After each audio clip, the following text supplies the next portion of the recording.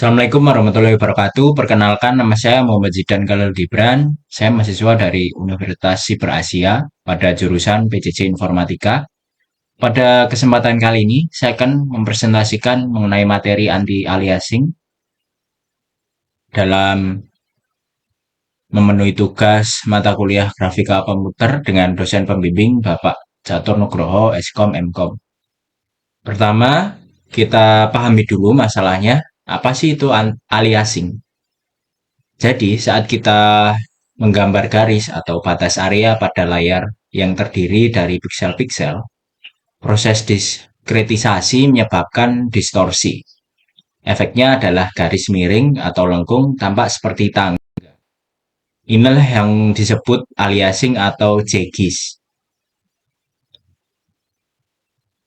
Mungkin solusinya dengan meningkatkan resolusi layar, tapi karena keterbatasan teknologi, efek ini tidak bisa sepenuhnya hilang. Untuk mengatasi ini, kita gunakan anti-aliasing.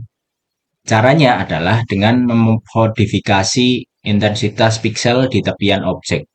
Misalnya memberi warna transisi antara foreground dan background. Hasilnya, batas objek tidak lagi terlihat patah-patah, tapi hasilnya akan jadi lebih lembut. Nah, gambar ini menunjukkan ilustrasinya ya. Jadi, telah dilakukan teknik anti-aliasing, di sini garisnya akan lebih lembut ya. Jadi garis yang patah-patah itu akan seperti blur ya. Jadi kalau dilihat dari kejauhan itu lebih halus.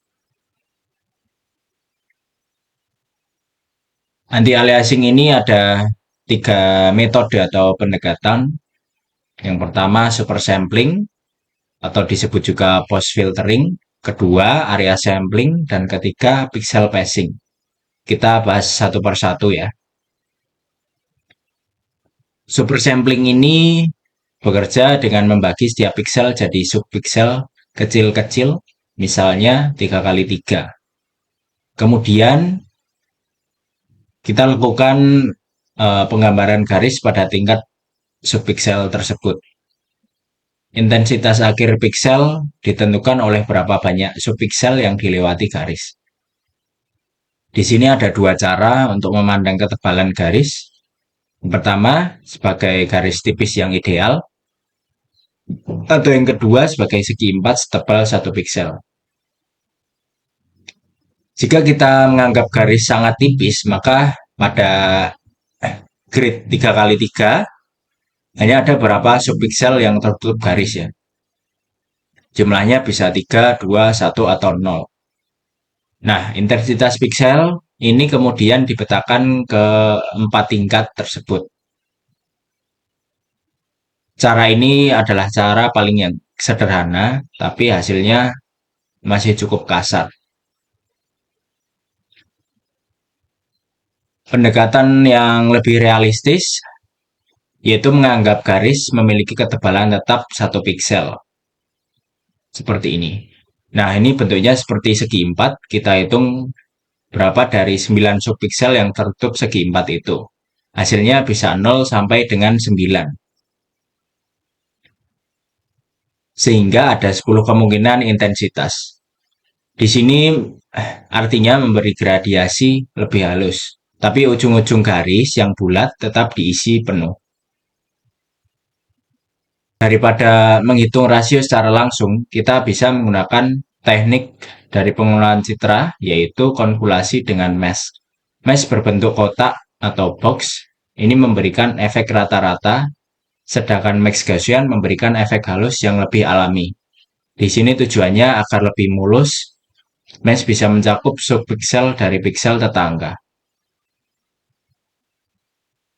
Yang kedua ada continuous filtering. Sebenarnya konsep ini sama saja, tapi ini menggunakan fungsi matematika kontinu seperti box, kerucut, atau Gaussian. Kita melakukan konvolasi pada tingkat subpiksel karena komputasinya berat. Dalam praktiknya, orang menggunakan tabel pencarian atau lookup table yang sudah dihitung sebelumnya. Kita masuki pembahasan tentang area sampling ya. Di sini area sampling berbeda sedikit. Kita benar-benar menghitung luas area piksel yang tertutup oleh segi 4 garis secara geometris. Hasilnya ini akan jadi lebih akurat, tapi perhitungannya mungkin lebih kompleks. Nah, karena itu metode ini sering dipakai untuk menghaluskan batas area yang diisi atau fill area.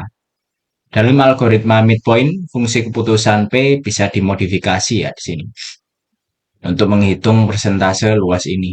Misalnya luas trapesium seperti dalam rumus yang tertera. Kemudian kita masuki pembahasan ke pixel pacing. Pixel pacing adalah teknik perangkat keras. Di sini posisi berkas elektron digeser dalam skala yang sangat kecil, seperempat atau setengah diameter piksel. Ini membuat posisi piksel seolah lebih halus. Teknik ini sudah tertanam di dalam chip grafis dan driver, tanpa perlu diintervensi oleh program pada aplikasi.